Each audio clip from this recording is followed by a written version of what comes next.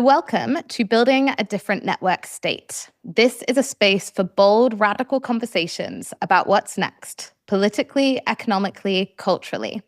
In this series, we're talking about the future of how we live, about building cities and countries from scratch, who gets to do it, and what it takes to pull that off. It's not a TED Talk. This is about getting into the mechanics, the trade-offs, and the weird, messy parts that people don't normally talk about. My own interest is in experimental migration, global mobility, passport privilege, refugee flows, remote workers, pop-up villages, and how all of that intersects with institutions and governance. The goal here is not to agree with my guests, it's to go deeper. And today's guest is Mark Lutter, one of the world's leading thinkers on charter cities. Mark, welcome to Building a Different Network State. Looking forward to the conversation. Me too. Let's start at the beginning. Walk me through how you went from I want to build a city to actually operating in this space. What is it that drew you in? Economics, politics, freedom, ego? I did my PhD in economics at George Mason University. And while doing my PhD, I got into the field of economics because I wanted to take part in the kind of grand battle of ideas. If you read old economists, the first half of the 20th century, there's all of these big debates about socialism versus capitalism, free market capitalism versus Keynesian capitalism.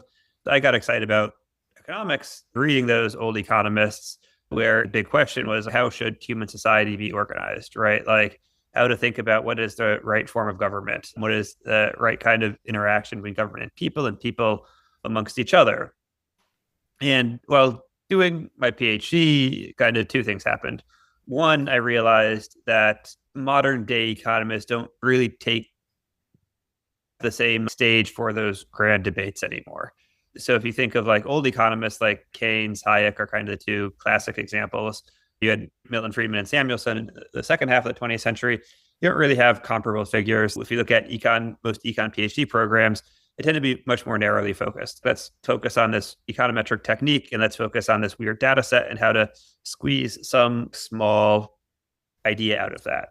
And so a realization that one, the econ profession wasn't exactly the same. And then two, just realizing that I was perhaps not the person that was going to rise in those debates and be battling it out on the grand stage.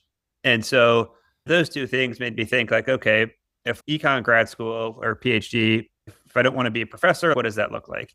And basically at the time, there were some conversations happening around charter cities and similar things, right? This was the early 2010s. You had the two kind of main conversations that were happening were Paul Romer, who proposed charter cities, I believe, in a 2009 TED Talk, went to Madagascar, got kicked out, went to Honduras, got legislation passed, and then got in a fight and got kicked out. But, right, there was a lot of discussion. He had coverage in the Financial Times and The Economist, and all these like really substantive news sources were kind of debating his idea. Was it a good one? And then the other vein happening at the time was seasteading. I think the Seasteading Institute was founded in 2008. And so you had kind of Paul Romer's version, which was high-income country, basically administering new city in a low-income country for catch-up growth. And then seasteading, which was more of how can we push the frontier? How can we get the smartest people in the world in a new place without the same kind of restrictive regulations to innovate, to do cool new stuff? Basically, when I was finishing, I did my dissertation on charter cities. I worked for a year for what became Prospera, and I realized there were a lot of people talking about these ideas, but like I thought that a lot of them, it felt like they were talking past each other. And I thought a synthesis was a little bit possible to the extent there are a lot of people building new cities around the world, right? Governments are interested in economic development. You've got kind of the investors, you have experts. And so if we could bring them all together, create a really solid grounding for these ideas and make them a little bit more sustainable. With Paul Romer, he goes out, has this big idea, gets a lot of excitement, and then everything dies pretty quick after a few years after it doesn't get traction. Similarly, seasteading, when it was announced, got a huge amount of press, a huge amount of interest, but then it kind of petered out. And so the question is, like, how do you create a sustainable set of ideas? How do you create a sustainable brand, sustainable institution? It's not dependent on a single person that can hopefully lead to a lot of charter cities being built. Do you feel like a renegade working in this space? Do you feel like a bit of an outsider to the existing kind of systems? I've been in this space for so long. I don't feel that way so much anymore. When I started, for example, I'd go talk to folks at the World Bank because I'm trained as an economist. So there's some interest, but my impression from speaking with folks at the World Bank is just very high levels of conservatism. Their first instinct is to say a dozen reasons why this won't work. You go to academics, and academics might agree on a conceptual level this works, but then they just go back to writing their next paper. At least in economics, like academia is very focused by publications, and publications, like you need a novel data set or you need some novel insight. And right, like charter cities don't provide that because there isn't very much data. And so for a while, the question was like, all right, how do we communicate with these different audiences? And then two, like, how do we actually get projects started? Right? Because it's just a massive coordination game. How do you get government buy-in to pass legislation? How do you get the capital required to invest? How do you convince companies and businesses to move there? Probably a few years to really get super clear sense of all of those different components and how they fit together. The first few years, I started the Charter Cities Institute a little over 7 years ago. The first few years, we're kind of like figuring out, all right, what is it we're doing? Now it does feel that we're moving from kind of ideation to execution. So we've got a handful of projects we're working with on the ground that feel pretty substantive and exciting. It does feel like we've moved from here's a cool idea to here's what it actually looks like. And hopefully over the next 5 years, as these projects accelerate, we can kind of hopefully continue to prove out the model. Okay, let's take a step back here and try and orient the people listening. What is a charter city? How would I explain it to my mum? Sure. So a charter city is a new city with better laws. Kind of classic examples would be like Singapore, Shenzhen, Hong Kong, Dubai, where a lot of Dubai's growth is predicated on a series of special economic zones they have. For example, the Jebel Ali Freeport used civil law to create a large port because they wanted some degree of legal stability when they were repairing ships. The Dubai International Financial Center used common law because that's the standard legal system for finance centers. So the way I think about it is governance matters for economic development. If a country is well governed, they'll probably do relatively well. If a country is poorly governed, they'll probably do relatively poorly.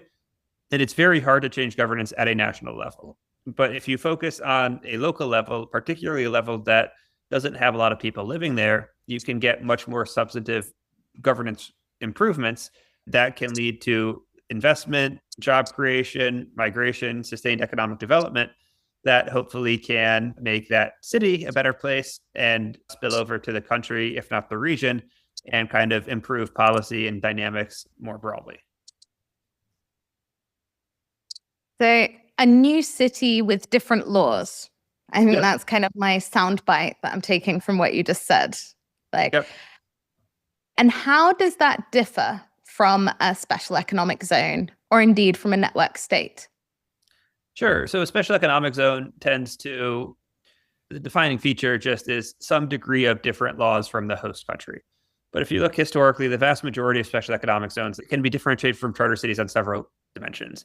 One is scale, two is the degree of legal autonomy, and then three is the governance structure of the city or zone, right? And so in terms of scale, the idea behind charter city has two components. It's charter and city. The charter is the governance, the city is the city. Why city? Because a city is basically the smallest unit that can have sustained economic growth.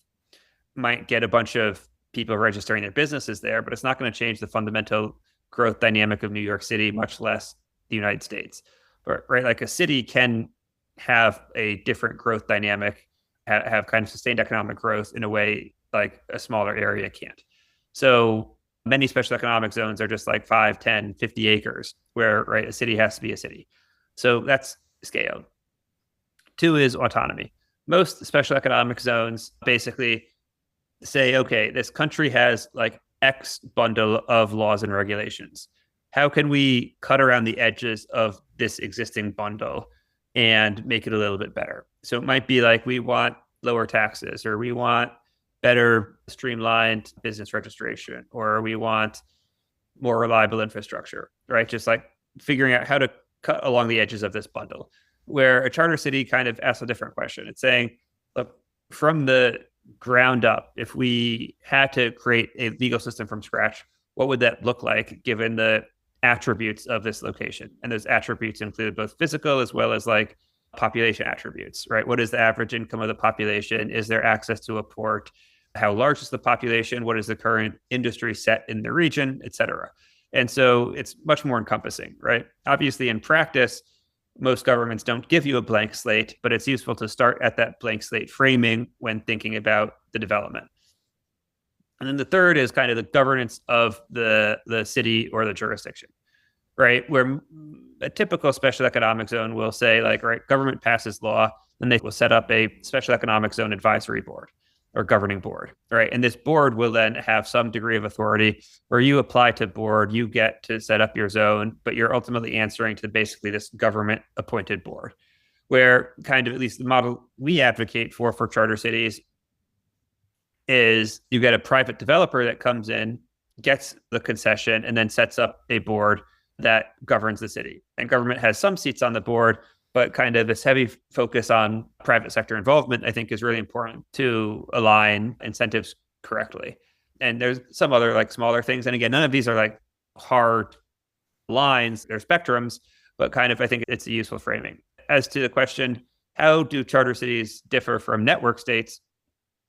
I mean, network states, kind of my understanding of the model is, right, you have a bunch of people form a community online with like very relatively strong social bonds. Then after forming that community, they go around and negotiate with different countries for some degree of concessions and some amount of land.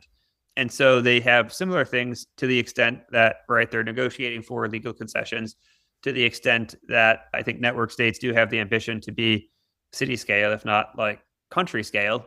I think the kind of distinctions is, at least when I think about charter cities, I kind of start from looking at existing migration flows, right? And so you've got several kind of really broad patterns globally.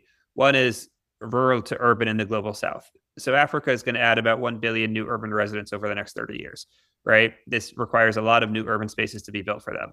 Another is global south to global north. A lot of people in the global south want to live in the US or Europe. So you've got a huge demand, right? If you look at the US, for example, there's a lot of migration from the coast to the Sun Belt.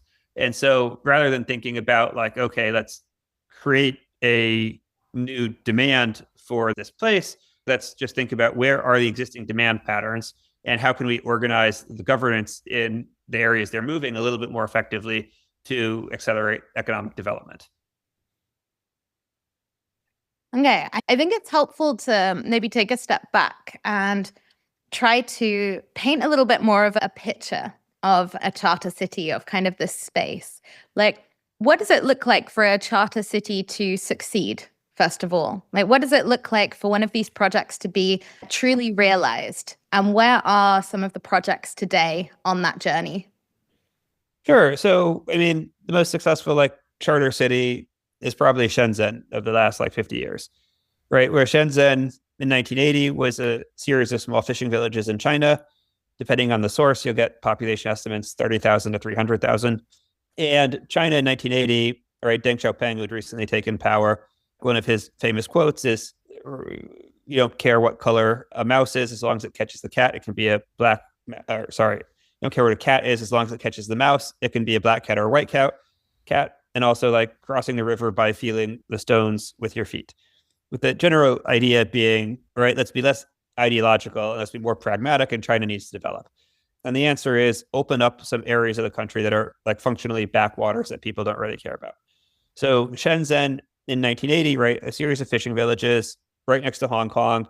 They declared a special economic zone, but it's closer functionally to a charter city, right? It was 320 square kilometers, so a huge amount of scale.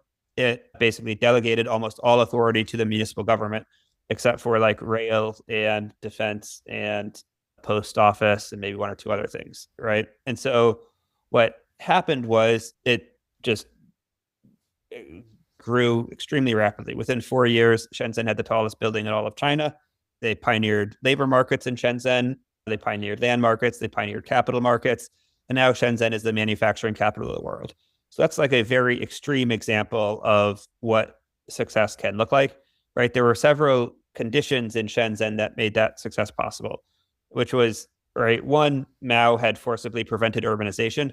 So China's obviously massive, but not in addition to being massive, there's a huge pent up demand for urbanization. Two is Maoist China was one of the most anti-market systems in human history. So, right, there was also just a huge pent up demand for market activity for investment, which once you took the lid off, kind of made it happen a lot quicker than it would in other places. Right. Three is the proximity to Hong Kong, where you had people who spoke the same language, who often were related to each other. And Hong Kong in 1980 wasn't like the financial capital it is today or was 10 years ago, but it was on its way to get there. So you had really easy capital as well as knowledge transfers from Hong Kong to Shenzhen that made that growth possible. In terms of where are some projects that we see today, in what stage in the process are they? The ones that the audience is probably most familiar with are in Honduras. Honduras has charter city legislation, Desarrollo Económico. Prospera is one of those projects, and then another project is Ciudad Morazan. Prospera is trying to pioneer a new model, trying to attract really high-skilled residents, mostly from the US, but also from the region and the world, and do really innovative kind of biotech stuff. Ciudad Morazan is more of an industrial park with residential units because Honduras is very violent. And so they target kind of lower middle income people who are able to live in a neighborhood that's safe when otherwise they would not have that opportunity. And in terms of where are they now in the journey, right? The Honduran government has been very antagonistic, right? Latin American politics, the right wing are very right wing, the left wing are literal communists. And so now it's kind of the literal communists in office that are trying to kill Prospera and Ciudad Morazan.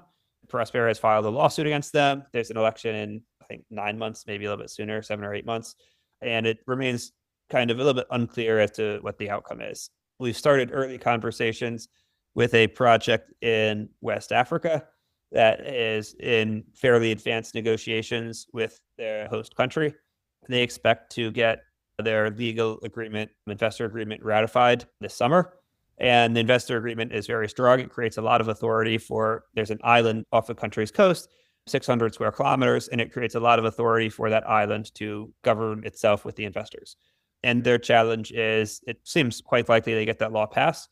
Their primary challenge is this cold start problem, right? The island currently does not have an airport. So you basically have an initial capital requirement that's quite high given the lack of infrastructure on the island. And obviously West Africa is a relatively impoverished place. So, right, how do you create a financial package that boosts growth? Once you get to 10,000 people, I think it kind of starts humming and taking care of itself. But getting up to 10,000, I think, is their kind of primary challenge of how do you really get the first 500 people there, the first 1,000 people there? How do you underwrite the cost of an airport, of water, electricity, et cetera? Also in Africa, we're looking at spinning off a for-profit company, my nonprofit, the Charter Cities Institute, that is basically doing not full charter city, but what might be described as like half charter city, focusing on municipal level authority. So rather than going to government and saying, look, we need full authority, because that can take a very long time and not many governments want to give it to you, we're instead saying, okay, look, what are the primary constraints? Like, one, what does the market look like? So the market in Africa is, right, of those 1 billion new urban residents, 90% of them are probably making $2,000 a year or less. Right. And so how do we create opportunities for these people and how do we make it financially sustainable? And the answer is, look, we can create public-private partnerships with municipal governments where we can provide better roads, better water, better electricity, et cetera. We can provide land title in exchange for some land value tax or equivalent. You look like you wanted to ask a question, Lauren.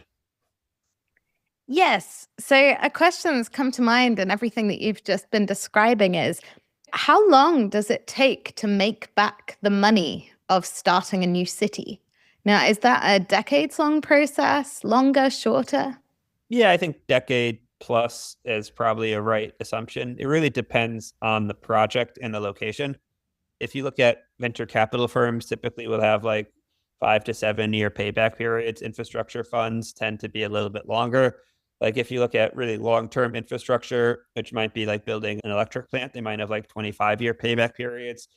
And a lot of the challenge is figuring out what the right financial model is and what the right capital source for that financial model is.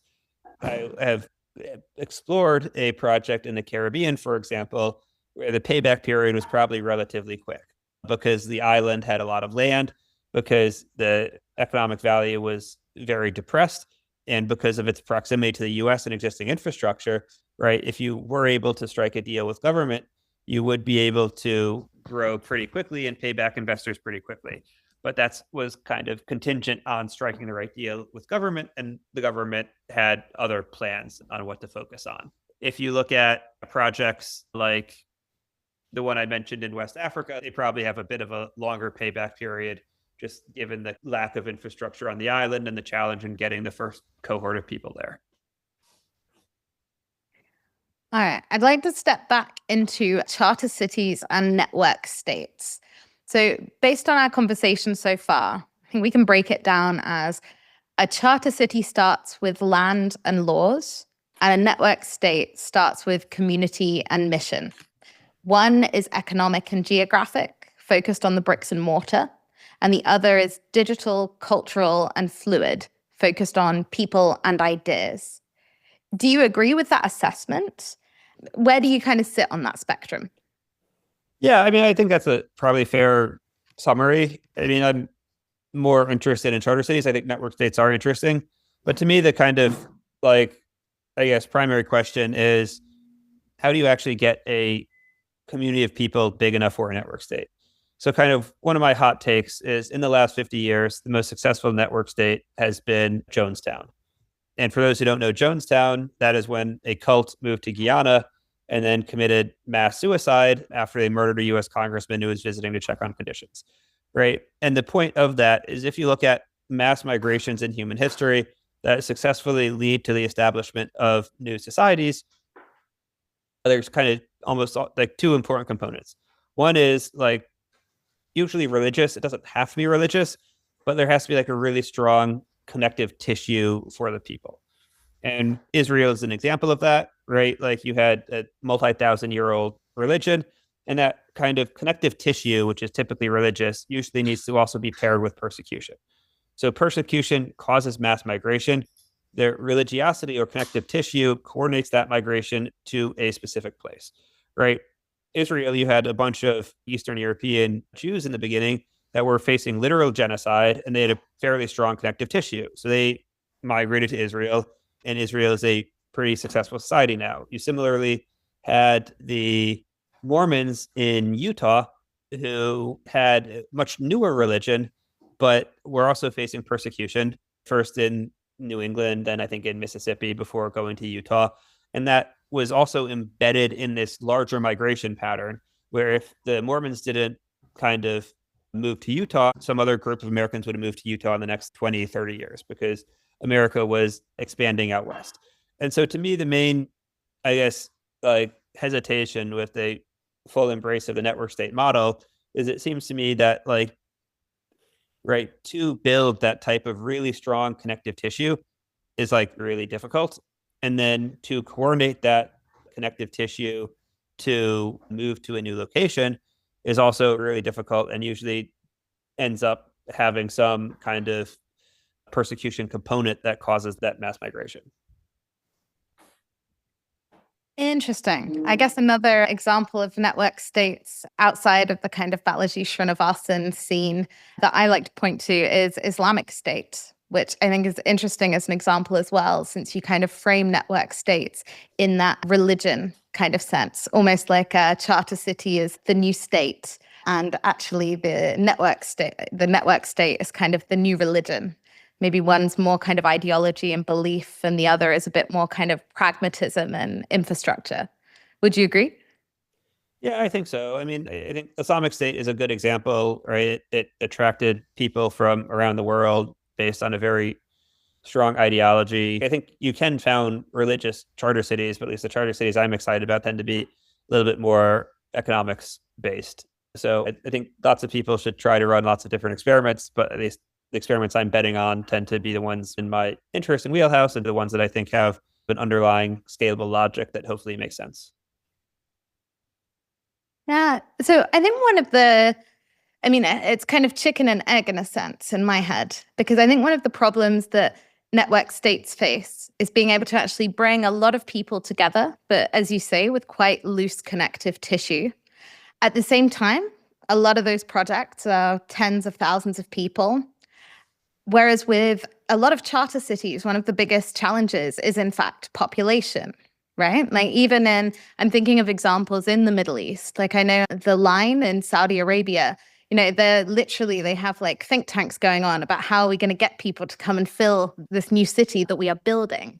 I wonder what your assessment of that is, and not specifically that project, although feel free to reference it. I'm sure you know about it, but this kind of problem of like, I think Prospera, it's around 1,000 people there, right? And that's kind of the biggest example that's a little bit outside of a conventional government. So you have Shenzhen, you have Singapore, you have the UAE, but actually these kind of like almost pure new build cities, it's a lot less uptake. What do you think that's reflective of? Is it just harder to move people? No, I think it's because the projects have false underlying assumptions. So if I don't think, I mean, it depends on how you want to count Prospera. I think Prospera, if they're during some of their events, they might have 1,000 total people. But if you look at full-time residents, it's probably a few dozen at most. I think if the government in Honduras, for example, had not cracked down on Ciudad Morazan probably would have a few thousand people living there now. And they'd have very high growth rates because they're offering a product people want. And this is why I talked about migration flows as kind of an input to charter cities. Is right, you can try to build like the city of tomorrow, the best place, blah blah blah, but if you're doing that, you're competing with New York, you're competing with San Francisco, you're competing with London, you're competing with these tier one cities that already have all the amenities, already have all the job opportunities. They might be expensive, they might be crowded, but like people really want to live in those cities, right? And competing with those cities is really, really difficult. But right, Ciudad Morazan is not competing with those cities.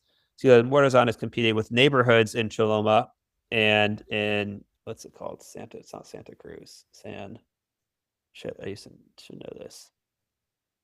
Okay, well, I don't remember, but it's the manufacturer. I'm not sure that I or the people listening would know either, so you can probably get away with this one. Ciudad Morazan is competing with them, basically saying, can we offer a housing at a price point and with certain amenities that is superior to nearby? And so I think this is why it's important to focus really, really hard on who is your target market, why are they going to live in the city, and like what can you offer them? And so I think with NEOM, right, if you look at, for example, some of MBS's statements, Mohammed bin Salman, right, he says, like, he's been quoted as saying, I think in the Wall Street Journal, like, I want to build my pyramids. So what he wants is like a monument to his greatness, not a functional city, right? And so they did not start with the question of who is going to live in the city, how can we provide value for who's going to live, right? Saudi Arabia is already 80% urbanized. So if you are building a city in Saudi Arabia, you are competing with existing cities. You're competing with Riyadh, you're competing with Jeddah. Two is if you build a city in, right, so the population of Saudi Arabia is, I think, like 36 million, about a quarter of that are migrants. So the population of Saudis is about 27 million with about 9 million migrants. So the question is, all right, who of that population is going to move to your city? And you have to think about what jobs are you going to create there? And then two, what is the average housing price point, right? If you look at Riyadh, you can live in the Riyadh city center for, I think it's, I don't know, the rent is like equivalent to like $100 per square meter or $150. It's basically comparable to price point in like Pittsburgh.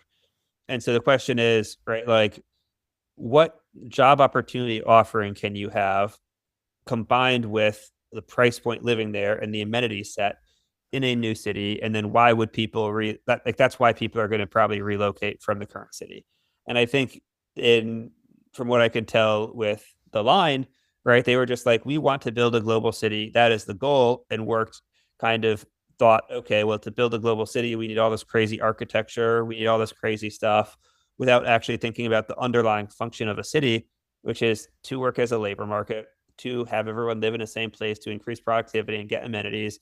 And like, how do you actually get there? So they kind of fundamentally misunderstood the nature of the city, and that caused them a approach that is going to waste hundreds of billions of dollars in the desert. I'd love to kind of dig in a little bit more here. So I feel like in the framing of things so far, we're really talking about kind of two success metrics that are also kind of features of charter cities.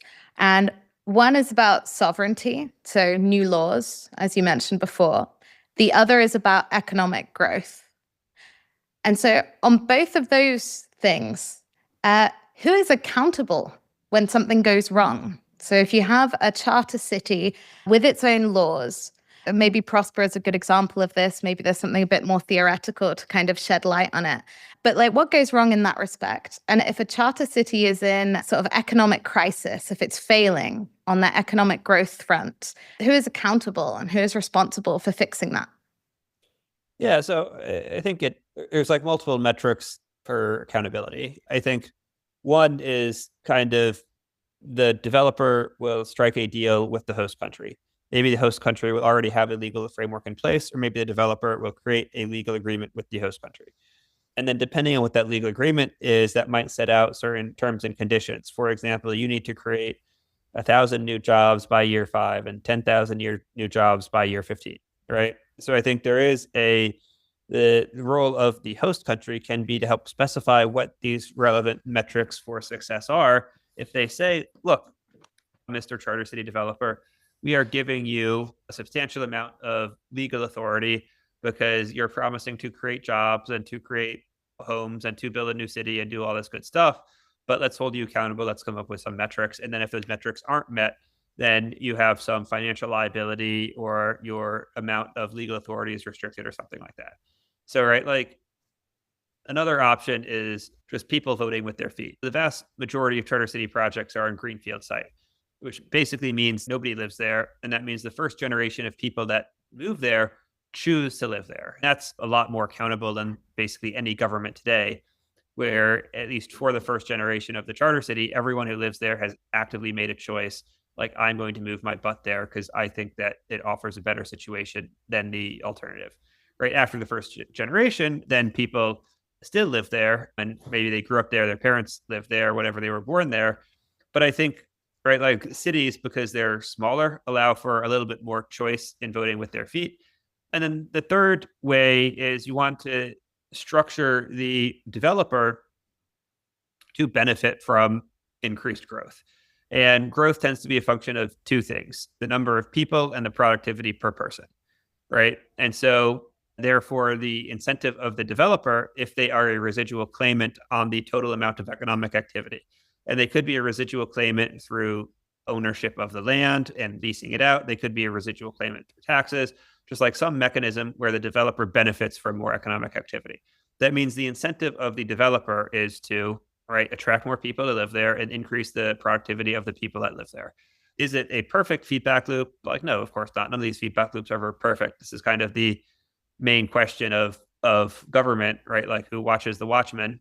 But I think it is a tool with which, combined with kind of host country negotiating certain milestones, plus people voting with their feet, I think it does provide substantially more accountability than kind of most governing systems people live under today.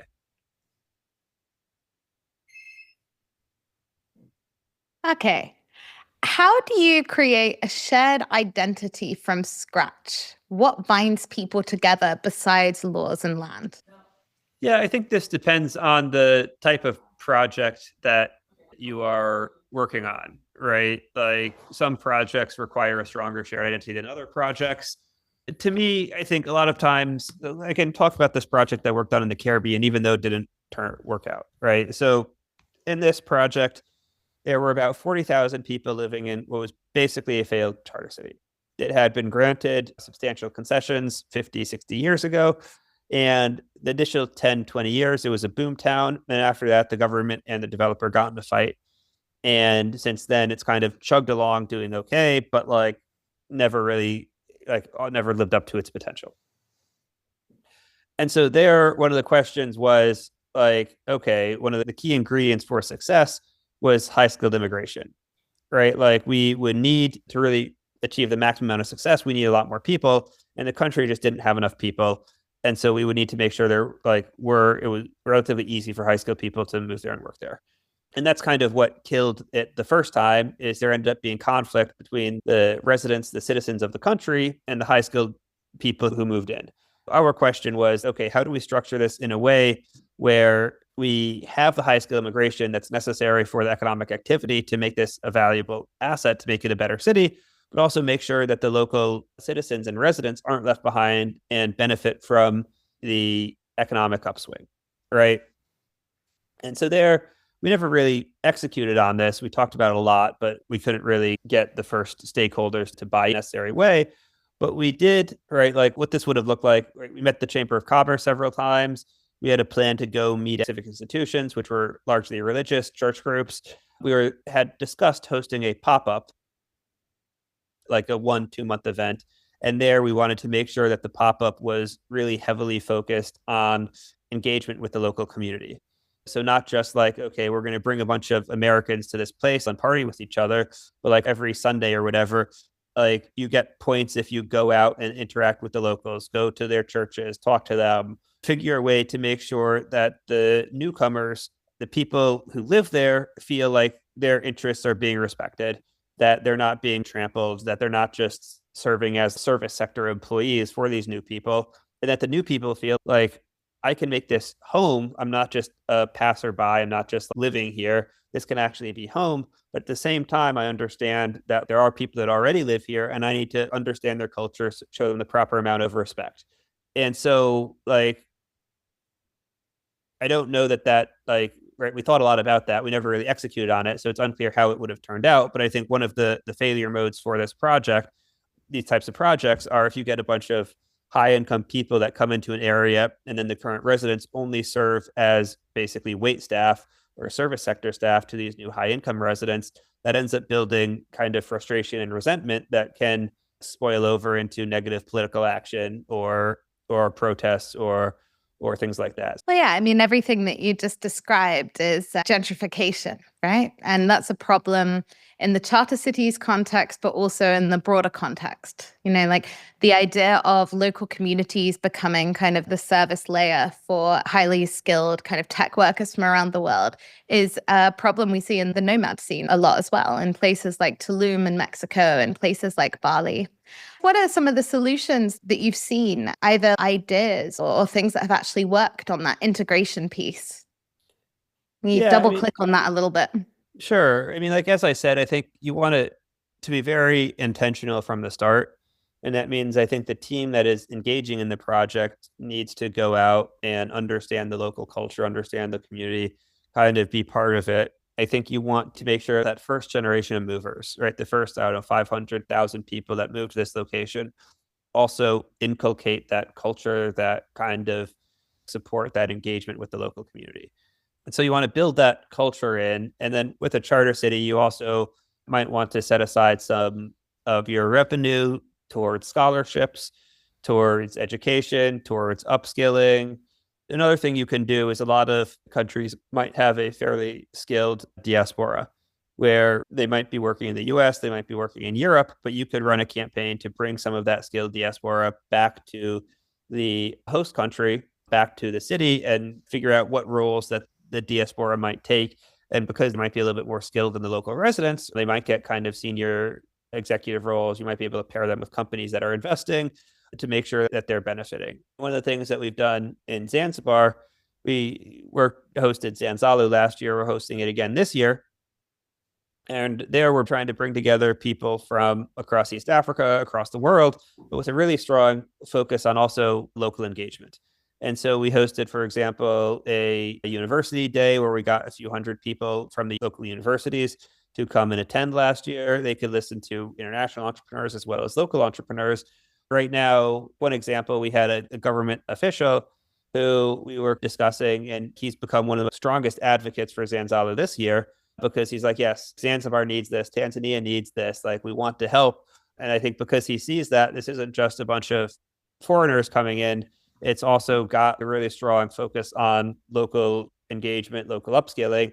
So I think, yeah, there's no silver bullet to this. And kind of by definition, anytime you get two different cultures kind of engaging, working together, there's always going to be a degree of tension. But I think the way you minimize that is just a lot of intentionality from the beginning and a lot of understanding what the respective concerns are and how to kind of build together in a way where the needs of both groups are being met.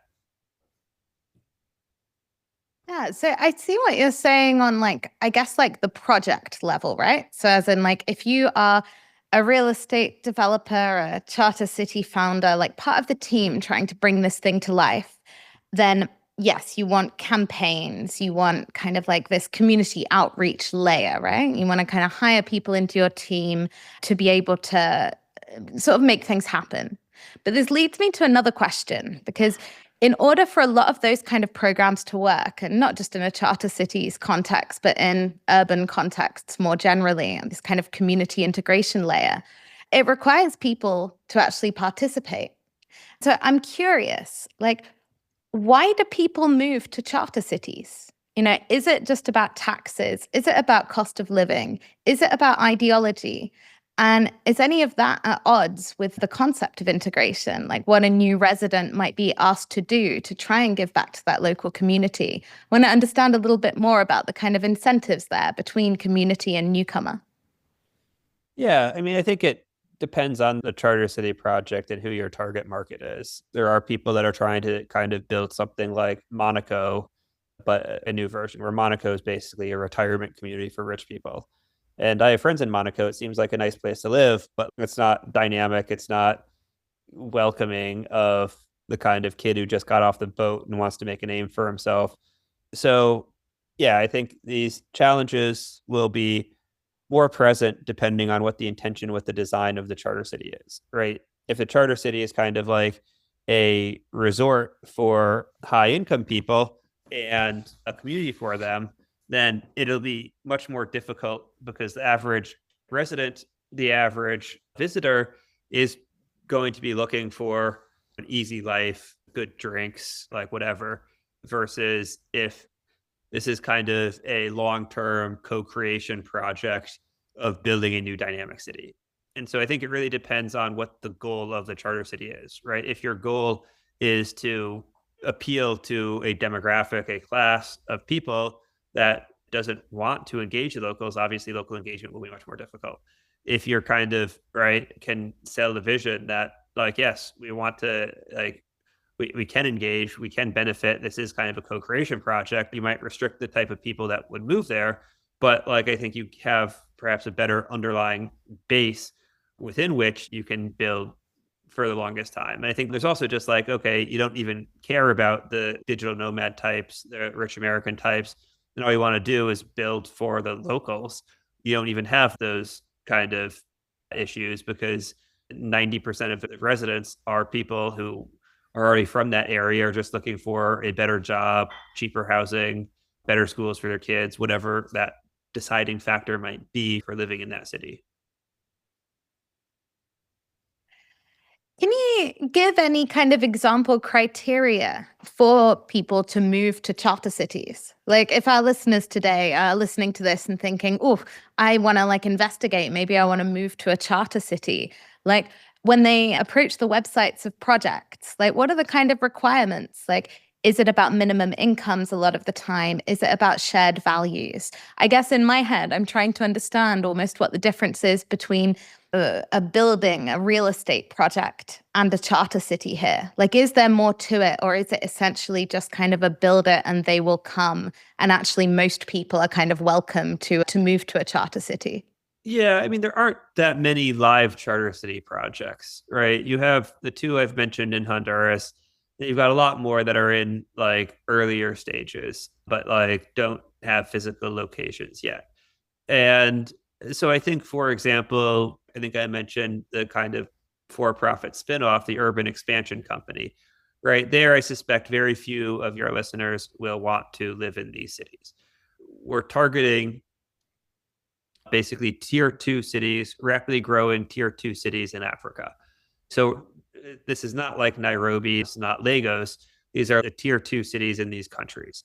Why? Because those tier two cities are also growing very rapidly, but it's a little bit easier to get planning permission to build things and to get a lot of land, right? And so our target market for those projects is going to be Africans who live in those areas or in nearby rural land that want more like access to the labor market, better roads, more reliable electricity. But the per capita income for most of these projects is going to be $2,000 per year or less. The project that we are looking at in West Africa that we're kind of helping out a little bit on, where they have a lot of legal authority from the central government, that is probably going to have a different target market, right? And so it's unclear the first, like, let's call it 10,000 people who they'll be. My advice is to target extractive industries because they've been discussing, for example, that's possible to do a fish farm there. And the basic question is, right, you need to underwrite a, let's say, a small airport or a power plant. And right, if you have a fish farm that employs 1,000 people, that can underwrite a lot more of the cost, which then provides this benefit for all of the people coming after. If you look at after they get 10,000 people, the target market is probably going to be people in West Africa, like middle income or above residents in West Africa, like accountants, lawyers, whatever, who want a stable place to do business, reliable schools, et cetera, that has like good job opportunities. You also might get a small percentage of diaspora Africans who live in the US, live in Europe, and maybe they want to be closer to their home. Maybe their parents are getting sick, whatever it is, will want to give back, that want to be there. And you probably also might get some Europeans, some Americans who just see like, okay, this is a great opportunity. It's growing very quickly. I can make more money here. We're working on a project in Central Asia, for example, that my guess is that the target market for that project is going to be kind of tech workers in Central Asia and maybe from the region beyond, like India, who want to move to Central Asia for the job opportunities, but it's going to be relatively regionally focused. Our goal with that project in the long term is to broaden the market to get average income people in Central Asia that might just say, okay, this is closer to my job. But I think it's hard to do a kind of catch-all statement. And it's more about like, how do you think about the target market? What is the value you're providing to them? And how can you create a strong value proposition where you get enough people live there to justify the kind of massive headache that building a city entails? Do you think every city should aim to become a Shenzhen or a Singapore? Do you think that that kind of economic growth model is desirable? Well, that level of economic growth, that pace of it, is that desirable or can it be a trap sometimes?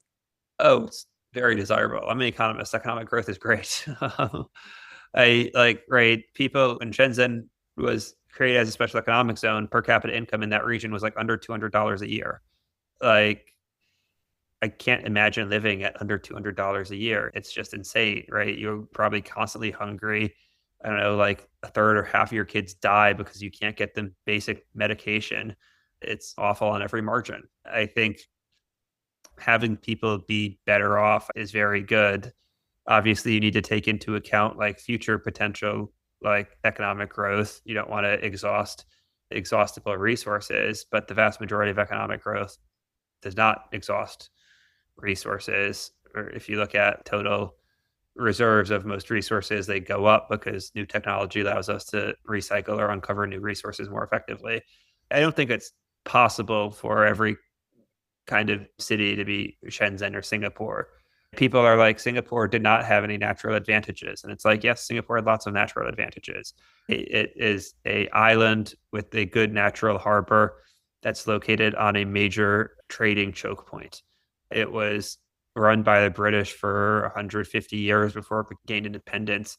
And the British are pretty effective at running things like that.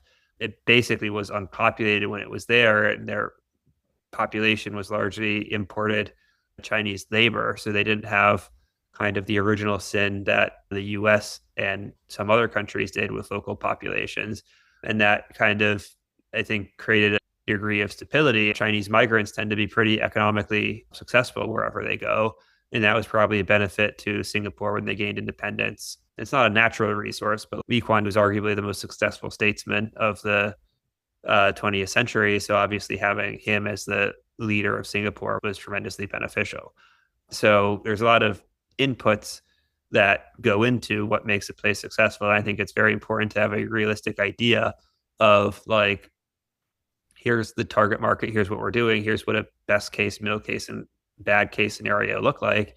But yeah, I definitely think like all places in the world should pursue economic growth. If you look at people willing to risk their lives to move to countries that are more prosperous, like people voting with their feet, it's quite obvious that it's extremely important. Are there risks when it comes to rapid economic growth? Like when I think of Singapore and kind of popped up out of nowhere, like are there friction points that projects like that, kind of cities like that, have come up against because of the sort of accelerated timeline compared to, say, European cities that have been around for a very, very long time and are now in the 21st century? Yeah. I mean, so it's useful to differentiate between Singapore and Shenzhen, right? People sometimes say like Singapore was just like a poor fishing village when it gained independence, and that's not true. Singapore had a population of about 2 million people. Their per capita income is, I think, like if you adjust it to current purchasing parity powers, between $4,000 and $5,000 at purchasing parity power when they gained independence, which obviously isn't like wealthy, but it's like, especially in the 1960s, that was solidly middle income. Shenzhen was extraordinarily poor. So I think some of the risks are, right, like it's like what is hard to change. And the things that are hard to change, like infrastructure is very hard to change. Road networks are very hard to change.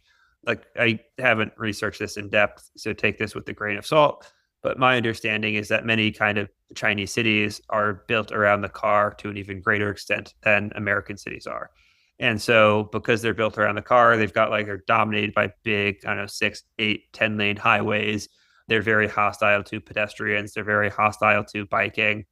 And like I personally think that's a kind of inferior urban form to walkable, bikeable cities. And that's very expensive to change. And that could also become very difficult if new transportation technology emerges, including self-driving cars and VTOLs. You could get trapped in negative political equilibrium, but you can also get trapped in negative political equilibrium if you grow slowly. So, I mean, I don't know. Are there some risks to growing quickly? There's risk to everything, but like the risk to growing, if you ask me, Mark, do you want to increase your income 10% every year for the next 10 years or increase your income 5% every year for the next 20 years? It's be richer sooner. Like it's going to outweigh a lot of the downsides. Okay, so going back for a moment to the actual kind of building of new cities or coming up with these projects, how do you decide which layer of governance you're targeting or speaking to? So, like local, national, or global, in terms of like where the permissions are coming from, like which stakeholders' agreements you actually need to go from like with some people that want to build a new city here into actually turning that into something that is legally acceptable and actually implementable. Yeah, I mean, I think our question tends to start with like, what is the primary blocker to more economic growth? And then from that, the question is, what is politically feasible? So the kind of thought process we did when we were talking about the for-profit spinoff, the Urban Expansion Company, we discussed internally, do we want to negotiate for a full charter city? The answer was basically no. Why? Because it has a substantial amount of execution risk, right? If we got full charter city status, presumably once we got it, the company would be more profitable, right? We'd be able to attract more investment, create more jobs, get more tax revenue, all of those good things. However, we did not think it was worth it because to get charter city status, right, other than Honduras, basically no country in the world has legislation. And even in Honduras, the government's currently trying to kill them. So the legislation, I guess, isn't even on the books anymore. They declared it unconstitutional, right? And so the question was, do we want to engage in a very complex, right, multi-stage lobbying effort in a dozen or more countries over a multi-year time horizon as a precondition to start this project, even knowing that once we get that, it will be more profitable? And the answer was like, no, we don't think it's worth it. We don't think we can raise sufficient funding to run this. We think it'll be too uncertain. So we decided instead to focus on basically municipal level governance, right? Like our ideal scenario is we have legal rights over zoning, land use, infrastructure, land titling, hopefully business registration too, though that's going to be case by case. And that solves probably half of the primary barriers to growth in these places. And so if we can solve half the problems reliably instead of all the problems unreliably, like let's solve half the problems reliably.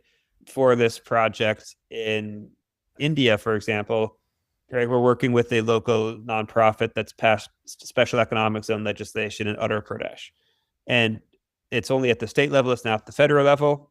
Most regulations are state level, most taxes are federal level. They would like to get federal regulation passed, but right, like they also need to, like their primary goal is to basically increase the industrial sector of India. So India, for its income level, has relatively low amount of industrialization for several reasons. One, Indian infrastructure is quite bad. Two, it's very difficult to get a lot of land to build a agglomeration of like a large industrial park because Indian land holdings are very fragmented. And so there's these questions of, okay, the zone is 30,000 hectares, so 70,000 acres, 75,000 acres.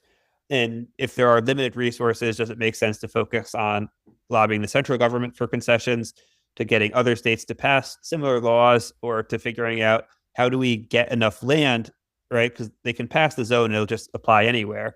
But then you probably want at least 5,000 acres of land owned by a single entity that you can partner with an industrial park to go and create those jobs and take advantage of that streamlined red tape.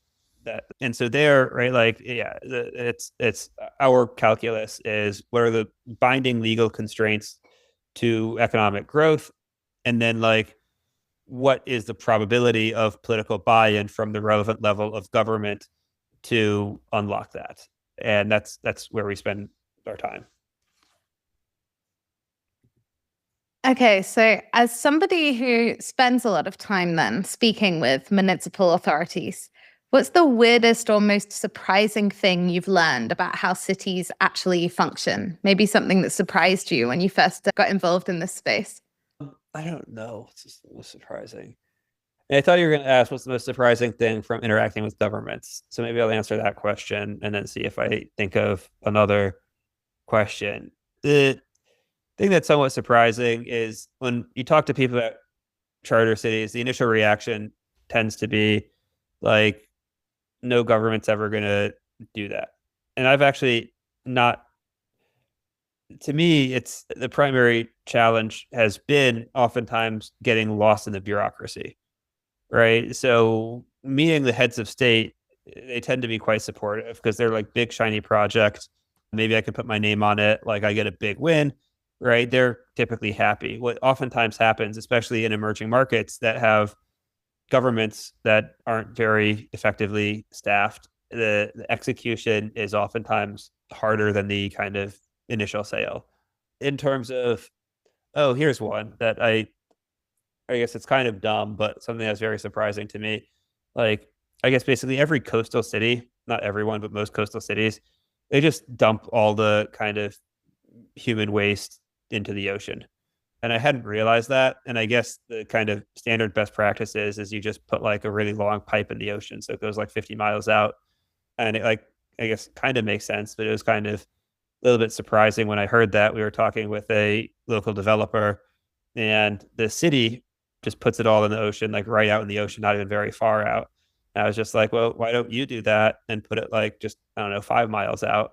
He's like, well, I can't because I'm a private developer and everyone hate me, even though the public sector utility is doing that, but on like a much more scale because they've got a lot more human waste and they're just dumping it much closer to the actual city. So figuring out some of the like, I don't know, actual mechanics of like how the engineering works was a little bit surprising. Gosh, it's kind of a counterintuitive example where it's like, I think people's perception is very much that it's always like the developers, the businesses that are doing the evil things. And in fact, in this case, maybe evil's a bit of a strong word, but it's kind of public authorities doing the same thing, but getting a bit of a free pass by comparison. So it's a very interesting kind of story to highlight. Thank you. Yeah, that's another kind of check and balance on private developers is that private sector actors tend to be held to much stronger standards than government actors in a lot of cases. As long as that norm holds up, then that you might want to default to private sector actors just because the expectation is much higher that they are kind of good actors because people don't have trust in private systems in many places. Okay, we are coming up on time because I want us to have a chance to open up some breakout rooms with the people listening with us today. One last question, and I have to say I'm about to sort of rip off Stephen Bartlett and Diary of a CEO here by trying to establish a little ritual, since this is the first in this series. We have Dryden Brown coming up in one of our sessions, who is the founder of Praxis. Are you familiar with Praxis? So my final question to you today, Mark, is what should I ask or speak to Dryden about during that session that we have coming up? Yeah, so I mean, Dryden's model, as I understand it, is kind of he tries to go people first to basically build this community